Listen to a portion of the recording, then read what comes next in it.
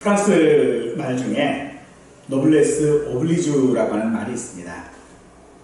이 말은 신분에 따르는 혜택을 받는 만큼 윤리적이고 또 사회적 책임을 다해야 한다라고 하는 그런 뜻입니다.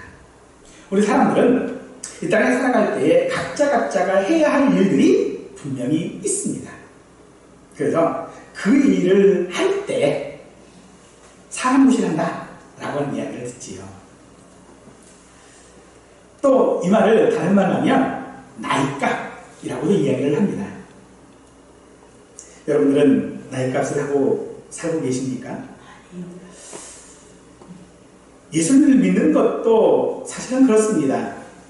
우리가 예수님을 믿는다라고 하는 것, 즉 구원받았다라고 하는 것은 단지 우리가 세상에서 다른 사람들보다 착하게 살아야 하고, 그리고 예수 믿음으로서 말미암아 내가 천국 가는 것, 그게 우리에게 있어서의 예수 믿는 일은 결코 아닐 것입니다. 반대로 하면 우리가 이런 말 할 수 있어요. 나쁜 짓을 하면 지옥에 꼭 갈까요? 사랑하는 성도 여러분, 내가 예수 그리스도를 믿는 자로서 어떻게 살아야 구원받은 자로 살 수 있을까요? 정말로 내가 구원받은 자이고 내가 성도요 하나님의 자녀라면 마땅히 그 자녀로 구원받은 자로 살아야 하는 것이 그게 성도로서 나이값하는 거거든요. 그러므로 우리는 예수를 믿은 후에 반드시 내 삶에 무엇인가가 변해야 합니다. 그러나 그 변하는 것은 내가 원하는 방향으로 변하는 것이 아니라 하나님이 원하시는 대로 내 삶이 변하는 것인 줄 믿으시기 바랍니다. 이것을 교리적인 용어로 성화라고 이야기를 합니다. 사도 바울은 에베소서 4장에서 그리스도의 장성한 분량에 충만한 데까지 이르라 라고 우리에게 말해주고 있습니다. 장성했다라고 하는 것은요, 어린 아이의 일을 그만두는 것입니다. 장성한 사람은 결코 어린 아이의 일을 하지 않습니다. 따라서 우리에게 이런 장성한 분량에 이르기까지 변하라라고 하는 이런 요구는 사실은요, 우리를 참 절망하게 만듭니다. 몇 번이고 우리는 노력했습니다.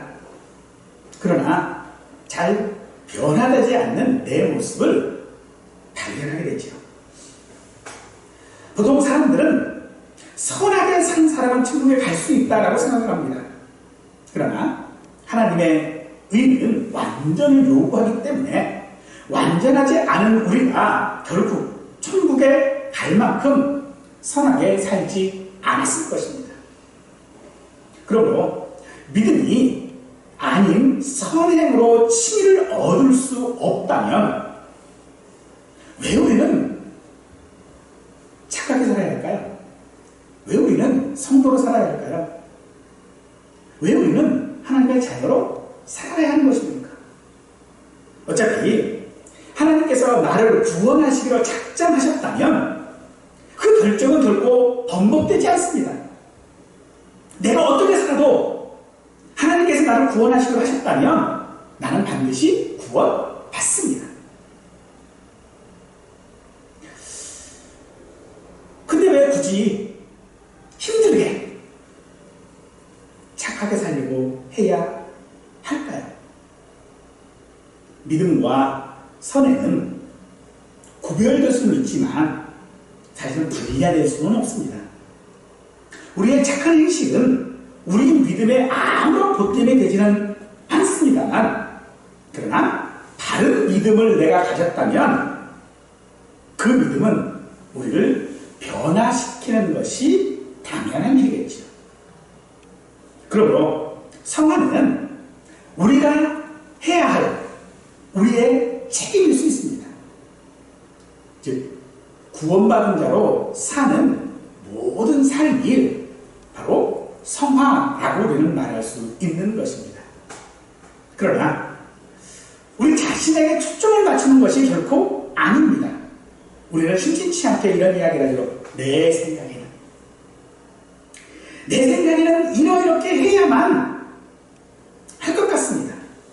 그래서 그 어떤 상황들이 와도 그 문제들을 항상 내 개인에 맞춰버리는 개인화로 만들어버리죠.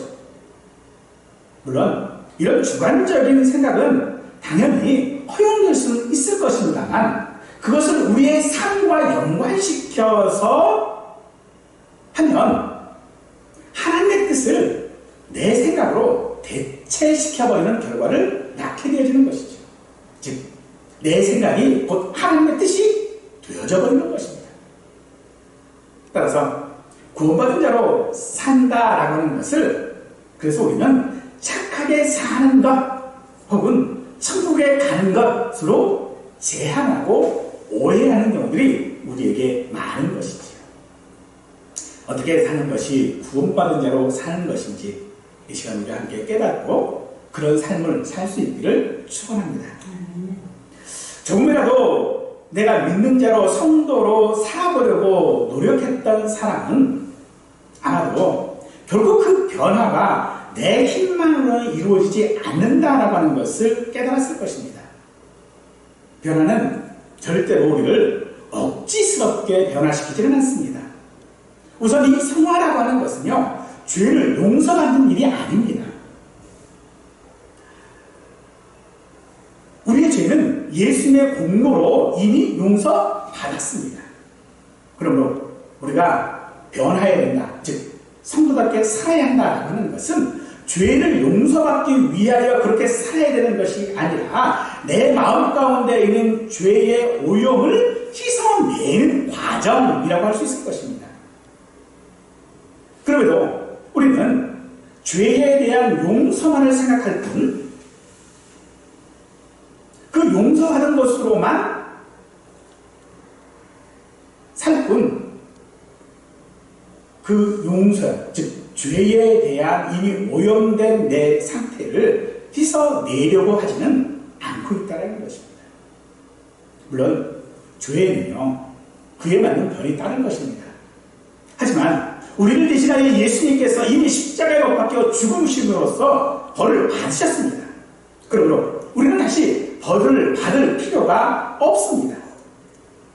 그래도 그 죄의 오염, 즉 죄의식 혹은 죄책이라고 하는 것은 우리 마음에 항상 남아있게 되죠. 예를 들면 아이들이 밖에 나가서 놀다가 들어오면 손이 더러워요. 그래서 밖에 나가 놀다가 야 간식 먹자 그래가지고 불렀더니 손이 엄청 지저분해 하거든요. 그럼 엄마는 뭐래요? 간식 있는 거 못 먹게 하고 씻고 오라고 그러죠. 그런데 이 아이가 손을 안 씻어요. 그럼 어떻게 될까요? 그 아이는 간식을 못 먹습니다. 부모가 손을 씻게 하는 것은요, 벌이 아닙니다. 어렵다고 인정받는 성도는 하나님의 뜻을 배우고 그 뜻대로 변화되어야 하는데, 내 부모가 내가 손 씻는 것을 대하여져서 벌이 아니고 이미 이건 용서했어요. 그렇다고 해서 여전히 더러운 손을 가지고 간식을 먹을 수 없는 것이죠. 내가 어제 손을 씻었다고 해서 오늘 손을 씻지 않아도 되는 게 아니거든요. 그러므로 우리가 변화되어져야 한다는 것은 항상 하나님의 뜻이 무엇인지를 배우고 그 뜻대로 변화되어지는 것입니다. 부모가 손을 씻으라고 하는 것은 그 아이의 건강을 위해서 그렇죠. 그 뜻을 깨닫고 먹기 전에 항상 손을 씻는다면 그 모든 상황 속에서 기쁨을 얻을 수 있겠지만 손을 씻지 않는다면 여전히 그 아이는 기쁨을 얻지 못할 것입니다. 그럼 아이는 어떨까요? 자기 손이 더러운 것은 생각하지 않고 못 먹게 하는 부모만 원망하지. 왜 나만 못 먹게 해? 라고 원망을 합니다. 되는 겁니다.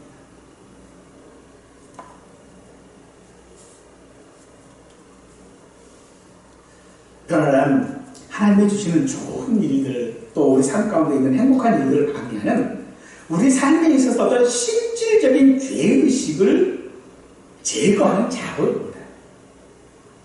생각해 보십시다. 내가 손을 씻지 않았어요. 그래서 부모가 뭐라 그랬거든요.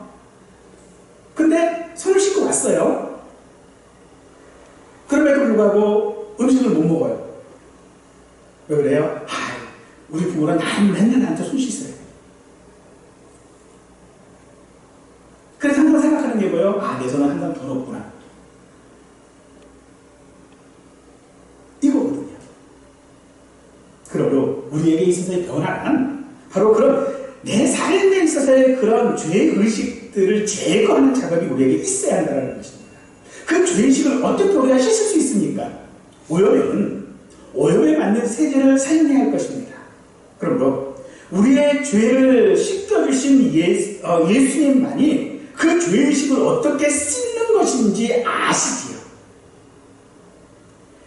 하나님께서는 우리에게 죄의식을 씻는 방법을 제시해 주셨습니다. 그 제시된 방법이 무엇입니까? 바로 하나님을 믿는 것입니다. 그리고 하나님의 선하심과 긍휼하신 은혜를 우리가 보아야 하는 것이죠. 그래야 내가 해본 적도 없고 내가 원하지도 않는 그런 방식이라도 하나님이 내게 제시해 주시는 그 방법을 따라 우리는 변화된 삶을 살아갈 수 있게 되어지는 것이죠. 아이가 손 씻으라고 그러는 부모에게 옷에다가 쓱쓱 문질러 버리고 나 손 씻었어 그럴 수 있나요? 아니죠. 부모가 원하는 것은 어떤 거예요? 세면대에 가서 비누를 가지고 손가락 사이사이 깨끗하게 씻는 거죠. 근데 아이는 씻는 것만 추정을 해서 그냥 옷에다 쓱쓱 문지르거나 아니면 옆에 있는 그냥 물티슈 하나 뚝 뽑아가지고 닦는 거라든지 이건 결국 부모가 원하는 변화의 방식이 아닌 것이지. 하나님은 내가 생각하는 방식이 아니라 하나님의 방식대로 우리가 변화되기를 간절히 원하시는 줄 믿으시기 바랍니다. 그러나 그런 믿음에도 불구하고 사실 우리의 삶에 내 상태는 변하는 것 같지 않습니다. 세상도 변하는 것 같지 않고요. 더욱이 교회도 별다르지 않은 것 같아서 우리는 참 답답할 때가 많이 있습니다. 그래서 우리의 믿음은요 늘 조마조마합니다. 실제로 우리 생활 속에서 내가 신앙생활을 오래 했음에도 불구하고 어떤 자기의 죄, 자기의 어떤 수치스러운 부분들, 창피한 부분들을 감추기 위해 오히려 믿음을 저버리는 사람도 있습니다. 그래서 내 삶 가운데서 전혀 변화가 느껴지지 않기 때문에 정말 내가 구원받았나?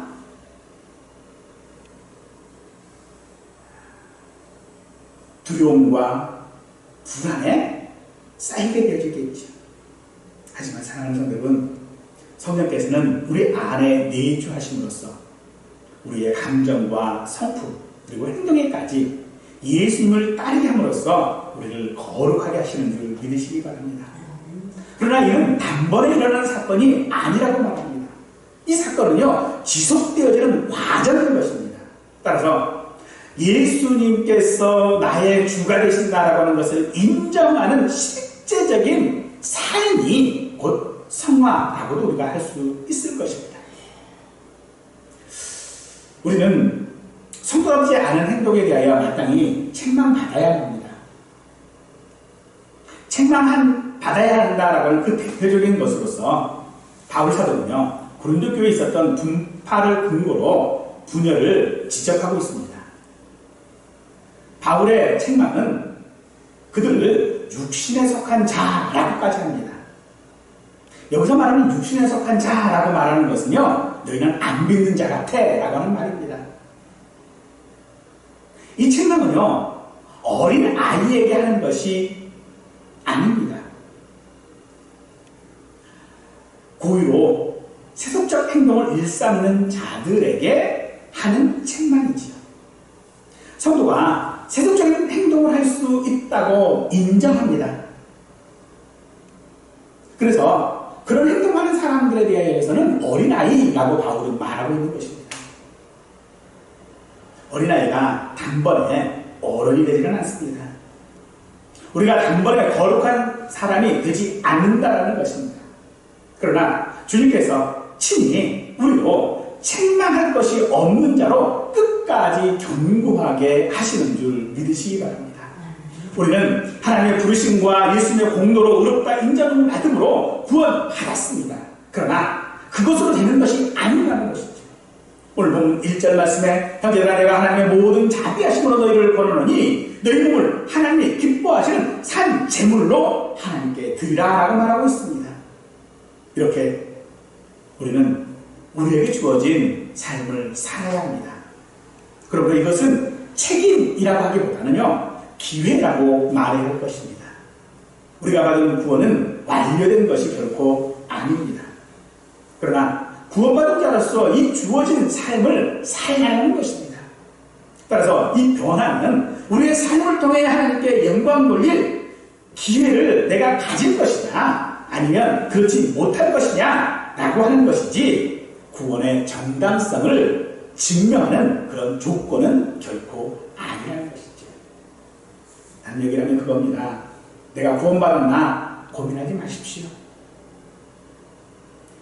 우리의 고민은 내가 구원받았느냐는 고민이 아니라 내가 하나님 앞에 영광을 돌릴 것이냐 아니면 영광을 가릴 것이냐라고 하는 문제인 것이지 구원과는 상관이 없다라는 것이죠.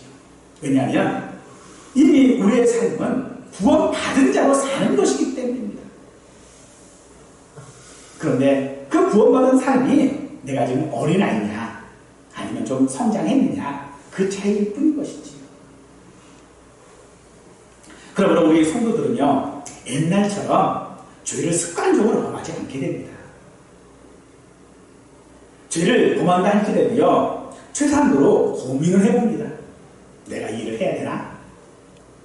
하고 난 다음에 깨닫기도 합니다. 내가 일을 하면 안 됐어. 우리 안에 성령께서 우리로 그런 죄로부터 멀어지도록 돕기 때문일 것입니다. 성령께서는 우리 마음을 점령하고 있던 죄로부터 우리를 확실하게 단절시키심으로써 성도들이 더 이상 죄의 종노릇을 하지 못하게 하고 죄를 사랑하지도 못하게 하실 것입니다. 이것이 바로 산재물이 되라 라고 하는 것이겠죠. 산재물이라고 하는 말은요 죽은 행실이 아니라는 것입니다. 삶으로 살아서 재물이 되는 것, 살아있는 재물이라는 말이죠. 살아있음으로 죽으라는 말이 아닙니다. 살아있으라는 거죠. 그러므로 우리 자신을 제물로 드린다라고 하는 것은 우리의 몸과 더불어서 정신, 마음, 의지, 우리의 소유, 능력, 야망 등 그 모든 것들을 통하여 하나님께 우리가 드려야 한다는 것이죠. 그것을 하나님께 드릴 영적 예배라고 말하고 있는 것입니다. 즉 우리가 드려야 될 하나님 앞에 드려야 될 영적 예배는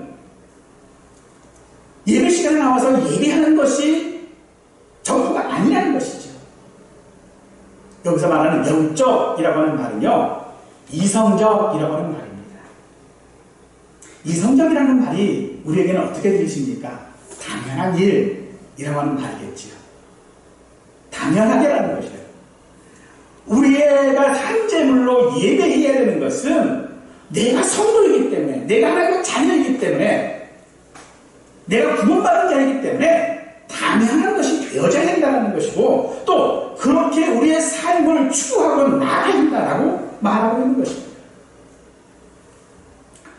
그리고 이 성화라고 하는 기본적인 개념은 세상으로부터 구별되어 거룩하신 하나님께 속하는 것과 그의 뜻을 따라 거룩함을 향해 나아가는 삶을 의미할 것입니다. 이러한 변화는요 결코 현세에서는 완성되는 것은 아닙니다. 점진적으로 하나님의 역사를 통하여 꾸준하게 변화되고 하나님의 기뻐하시는 모습으로 성장해 나가는 것이고, 법적인 내 신분, 그 신분에 합당하도록 나의 생각과 행동을 일치시키는 과정이 곧 성화라고 할 것입니다. 그런데 이 과정은요, 참 힘듭니다. 어렵습니다. 그럴 때 우리는 하나님께 그런 생각을 하게 돼요. 하나님이 나를 미워하시나? 하나님은 결국 우리를 미워하시거나 대적하는 신분이 아니고 우리를 사랑하시는 분임을 믿으시기 바랍니다. 우리는 그래야 합니다. 부모가 아이에게 손을 씻지 않았다고 야단을 치고 손을 씻지 않을 때마다 아이를 손 씻으라고 말하는 것, 그건 아이를 미워하는 것이 아니겠지요. 그 아이를 사랑하기 때문에 책망하는 것이겠지요. 우리가 사랑하는 방법은 내가 원하는 것이 아니라 상대가 원하는 것이 하는 것처럼 하나님을 믿는 것도 하나님의 방식으로 우리는 믿어야 합니다. 이 방식이라고 하는 것은요, 일종의 철로와 같습니다. 철로는요, 방향을 잡아줘요. 철로는 강제로 방향을 잡아줍니다. 그러므로 우리의 방향의 변화는 내가 죄인이라고 하는 그 고백에서부터 시작되어져야 합니다. 죄의 고백은 그저 도덕적인 측면에서 고백하는 것이 아니라 내 자신의 현실 앞에 나의 무능과 나의 연약함을 고백하는 것이 죄의 고백입니다. 내가 할 수 있다라고 하는 것에 대하여서 나는 할 수 없습니다, 주님이 하십시오 라고 하는 고백이 바로 죄의 고백이라는 것입니다. 그럴 때 하나님은 우리를 변화시킬 능력을 가지고 계시고 그 힘을 우리에게 부어주시겠다고 약속하셨습니다. 에베소서 1장 4절 말씀에서 그리스도 안에서 우리를 택하사 우리로 사랑 안에서 그 앞에 거룩하고 흠이 없게 하시려고 우리에게 힘을 주신다고 약속하고 있는데, 누구 안에서요? 그리스도 안에서입니다. 즉 믿는 자 안에서, 믿는 자에게 라고는 그런 말이 되어질 것입니다. 따라서 성경은 한 번도 우리가 기계적으로 변하는 것이 아니라고 말합니다. 또한 개인의 어떤 노력으로 우리가 변화되는 것도 결코 아니라고 말하고 있습니다. 예수님 안에서의 변화, 바로 그 변화이겠죠. 근데 여러분, 누구를 변한다, 내가 변했다 라고 이야기를 할 때에 자발성이 있어야만 합니다. 강제적으로 어떤 것들을 통제하면 그건 변화가 결코 아니겠죠. 변화는 항상 자발성이 있어야 하는 것처럼 우리의 변화도 마찬가지일 것입니다. 우리의 변화 역시도 하나님께서 나를 강제적으로 어떤 말씀이나 어떤 것들을 통하여 우리를 변화시키게 하신다면 우리는 도무지 그것을 실천할 능력이 없습니다. 그게 뭐죠? 그게 율법이거든요. 율법은 우리가 변해야 한다라고 하는 하나님의 강력한 통제수단입니다. 그게 하나님의 의의겠죠. 그런데 도무지 우리는 그걸 실천할 수가 없는 자들 아니겠습니까? 그게 또한 우리의 고민이기도 하겠지요. 하지만 하나님은 그것을 우리가 변화시키는 것이라고 말하고 있지 않습니다. 요한복음 15장에 있는 포도나무 비유를 생각해 보십시다.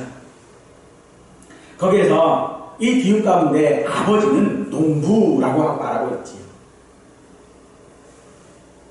아버지인 농부는 가지를 깨끗하게 한다고 합니다. 왜냐하면 그래야 원 나무로부터 영양분을 충분히 받아서 열매를 맺기 때문입니다. 내가 억지로 애쓰지 않아도 하나님을 사랑하게 되고 말씀에 끌리게 되고 하나님의 뜻이 무엇인지를 고민하게 된다는 것이죠. 비록 그것이 완전한 변화는 아니지만 우리는 범사에 하나님을 의식하고 하나둘씩 행동과 생각이 변하게 되고 악한 것으로부터 벗어나려고 애쓰습니다. 그래서 성도들의 삶과 행동 속에서 실질적인 거룩함이 점점점 증가하는 가운데에 내가 변했다라고 하는 것을 우리는 경험하게 될 것입니다. 그래서 이 경험은 우리 모든 성도들에게 보았을 때에 높고 낮음의 정도로는 나타날 수 있겠지만, 즉 변화가 저 사람은 변화가 많이 됐는데 이 사람은 변화가 이 정도밖에 안 됐어라고 하는 그런 높고 낮음은 분명히 나타나겠지만은 그 높고 낮음의 변화를 내가 선택할 수 있는 것이 아니라는 것입니다. 그러니 사랑하는 성도 여러분, 조급해하지 마십시오. 내가 안 변했다고, 참 변하지 않는다고, 참 믿음이 없다고 조급해할 필요가 없습니다.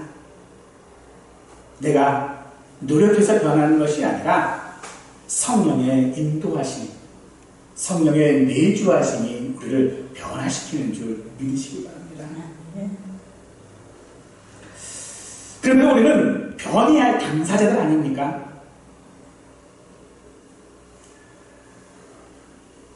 그 변화의 당사자들이지만 내 안에 있는 그 죄의 불편성이나 연약성으로 인하여져서 우리는 결코 우리 힘으로 변화를 이루어갈 수 없습니다.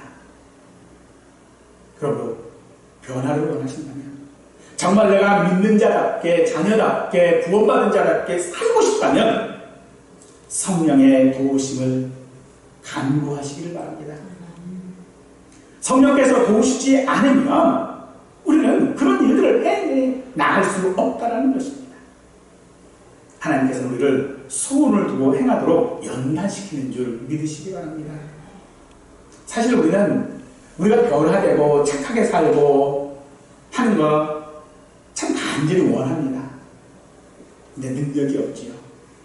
로마서 7장 말씀처럼 원함은 내게 있으나 선을 행하는 것은 없노라 했던 바울의 고백처럼 내 능력이 나를 변화시키는 것이 아니라 주의 능력이 나를 변화시키는 줄 믿으시기 바랍니다. 심심치 않게 이 목사님들의 비위 사건들을 뉴스를 통해 접할 때가 있습니다. 아마도 그들이 그렇게 적발되고 고소되지 않았다면 아마 어쩌면 지금도 여전히 죄를 짓고 있을지 모를 것입니다. 그런 사람도 구원받았다고 할 수 있을까요? 저 사람은 구원받았다고 그러는데, 예수 믿는다고 그러는데, 교회 다닌다고 그러는데 하는 꼴은 영 아니에요. 심지어 세상 사람들보다도 더 악해요. 근데 그런 사람도 과연 구원을 받았을까요? 고린도전서 6장 9절 이하의 말씀들을 보면 그런 자들은 하나님의 나라를 유혹을 받지 못한다라고 말하고 있습니다. 그런데 이어지는 11절 말씀을 보면 그들을 향하여 의롭다 하심을 받았다라고 선언을 하고 있죠. 이게 무엇을 뜻하는 것입니까? 우리가 보았을 때는 전혀 변하지 않았고 구원받은 자가 아닌 것 같고 할지라도 하나님께서는 그를 의롭다고 하셨다면 그는 의로운 자인 것입니다. 그는 반드시 변할 수밖에 없는 것입니다. 왜냐하면 하나님께서 그들을 징계하시기 때문이죠. 하나님께서는 죄를 짓는 자녀들을 항상 징계하십니다. 만일 징계를 받지 않는다면 그런 하나님의 자녀가 아니라 사생이라고 말하고 있을 뿐인 것입니다. 하나님은 우리를 징계하심을 통하여 우리를 변화시키십니다. 따라서 이 징계는 단지 우리에게 어떤 벌이 아닙니다. 이것은 나의 죄를 깨닫게 하는 것입니다. 따라서 내가 성숙했다면, 내가 성장했다면, 어린아이의 일을 버린다고 하는 것은 내가 어떤 일을 하지 않는 것이 아니라 내 안에 있는 이 죄성을 더 깊이 깨닫는 것이라는 거죠. 그래서 사도 바울이 뭐라고 고백합니까? 나는 죄 중에 괴수라고 고백할 수밖에 없었던 것입니다. 그러므로 내가 변한다라고 하는 그 가장 첫 번째는 어쩌면 회개일 것 같습니다. 회개란 마음의 변화를 경험하는 것을 의미하지요. 이런 변화는 의미 없는 어떤 행동 몇 가지를 바꾸는 것이 아니라 우리 인생의 방향을 전환하는 것이 되어집니다. 진정한 회개는요, 벌받기 싫어서 하는 것이 아니라는 것입니다. 하나님을 대적하는 것과 그에 대한 깊은 슬픔, 그를 통하여 나 자신을 변명하고 있지 않고 정당하지 않고 그저 죄인입니다 고백하는 것, 그 고백 안에는 결단이 포함되어져 있을 것입니다. 사랑하는 주님은 시편 51편에서 말씀하시기를 상한 심령을 멸시하지 아니하신다고 말씀하십니다. 그러니 하나님께서 우리 마음에 역사하사 참 회개를 통해 변화시키고 하나님의 긍휼하신 은혜를 바라볼 수 있는 우리 모두가 되기를 축원합니다. 오늘 본문의 2절 말씀드리겠습니다. 너희는 이 세대들을 본받지 말고 오직 마음을 새롭게 함으로 변화를 받아 하나님의 선하시고 기뻐하시고 온전하신 뜻이 무엇인지를 분별하도록 하라고 말하고 있는데, 이 변화는 외적인 것들을 말하는 것이 아닙니다. 본질적인 의미에서 계속해서 변화를 받아야 하는 우리의 마음을 말하고 있는 것이죠. 성도인 우리가 반드시 경험해야 할 일일 것입니다. 본성이 새롭게 변화하는 것입니다. 과거 죄의 종노릇 할 때의 본성이 아니라 의롭다고만을 함을 받은 성도로 새로운 본성이 되었기에 그렇게 살아가야 하는 것이죠. 나의 신분이 바뀌었으니 그 신분에 따라서 살아가야 하는 것입니다. 그래서 그 신분에 맞는 것이 어떤 것인지를 배우라는 것이고 깨달으라고 말하고 있고, 또 어린아이의 일이 어떤 것인지 분별하라고 말하고 있는 것이지요. 사랑하는 성도 여러분, 우리가 천국에 들어가는 것은 오직 믿음인 줄 믿으시기 바랍니다. 다만 천국에서 받은 상급은 우리의 선행에 따라 주어질 것입니다. 예수를 믿는다는 것이 죽어 천국에서 보상받는 것은 아닙니다. 지금 이 생에서 내가 누리고 변화시키는 것이기 바로 우리 성도의 삶 가운데서 있어야 할 상급이라고도 말할 수 있을 것입니다. 삶의 변화 없는 신앙은 죽은 믿음입니다. 그것은 곧 무신론자와 다름이 없습니다. 우리가 행함이나 삶을 통해 구원받은 것은 절대로 아니지만 다른 믿음을 가질 때에 반드시 그 삶은 변화되게 되어져 있습니다. 우리 삶에서 예수를 믿는 것보다 더 큰 일이 어디 있겠습니까? 그런데 그 내 삶에서 가장 큰 일이 나를 변화시키지 않는다고요? 그럴 수 없습니다. 우리가 우리의 삶 속에서 살아갈 때에 내가 경험하는 가장 큰 어떤 충격적인 일들이 있으면요, 그 일이 내 삶을 180도 바꿔놓는 것들을 우리는 경험하게 되어집니다. 그래서 죽다 살아난 사람들 이야기들을 들어보면 다 그게 그 삶의 전환점이 되어져 있던 것들을 아마도 여러분들은 잘 아실 것입니다.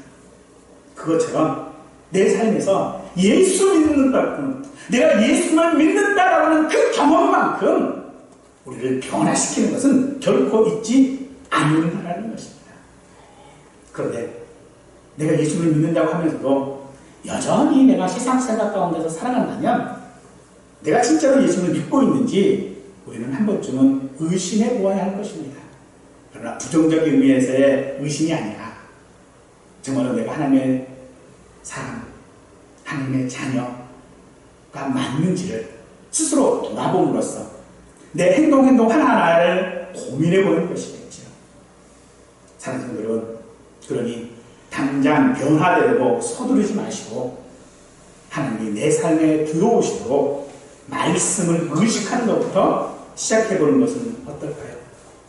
말씀을 의식한다라고 하는 것은요, 반드시 그 다음에 행동을 유발하게 되어집니다.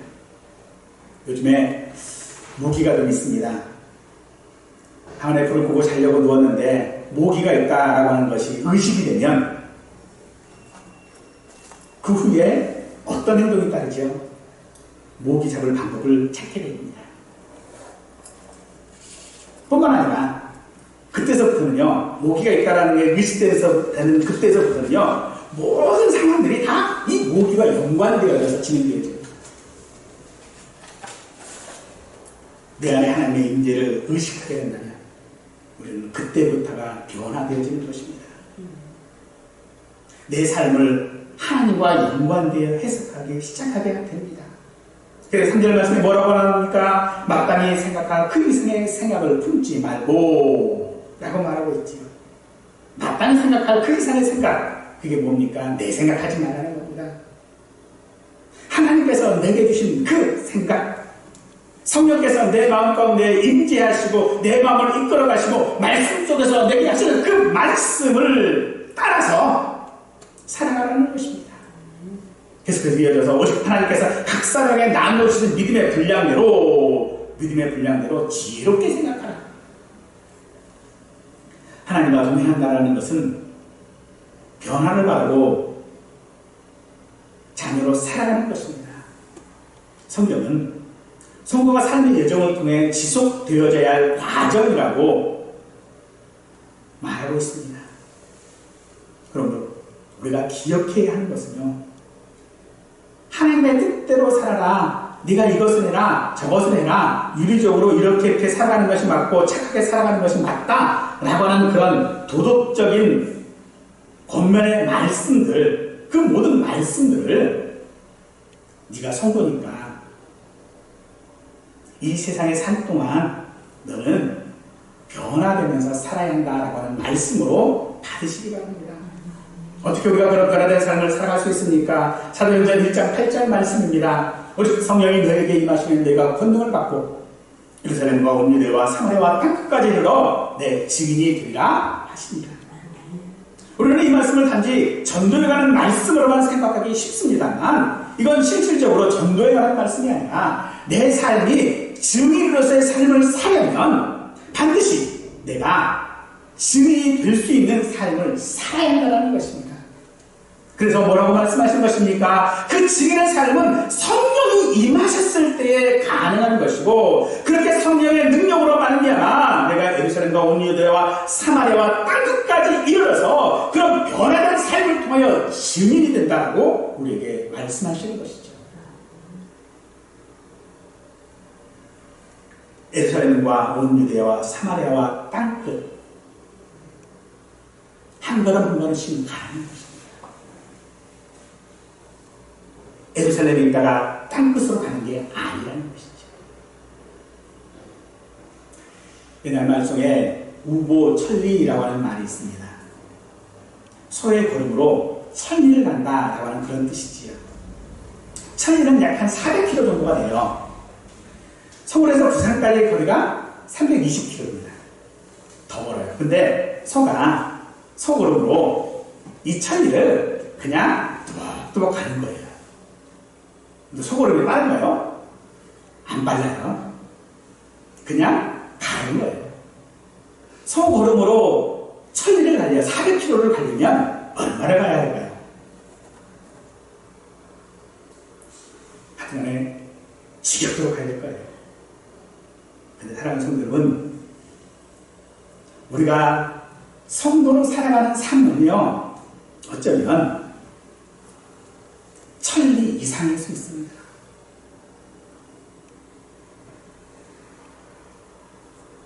성도로 살아가는 삶은요, 소걸음으로 천리 이상을 가야만 할 수도 있다는 거예요. 우리는 삶에서 내가 성도인가? 내가 합당하게 살고 있나?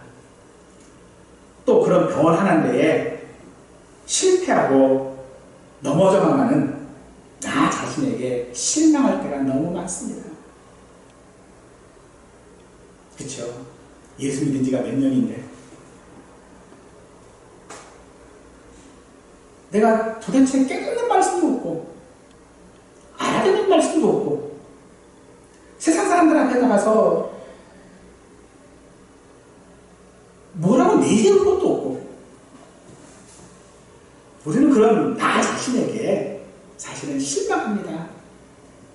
그러나 우리는 알아야 할 것이 있습니다. 그때도 그렇게 실망하여 좌절하고 넘어져 있는 그때도 예수님은 나를 향하여 얘야 사랑한다 괜찮다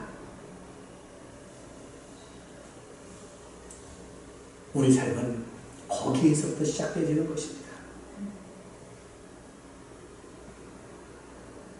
거기에서부터 시작할 때에 우리 삶은 넉넉한 그 하나님의 은혜로 말미암아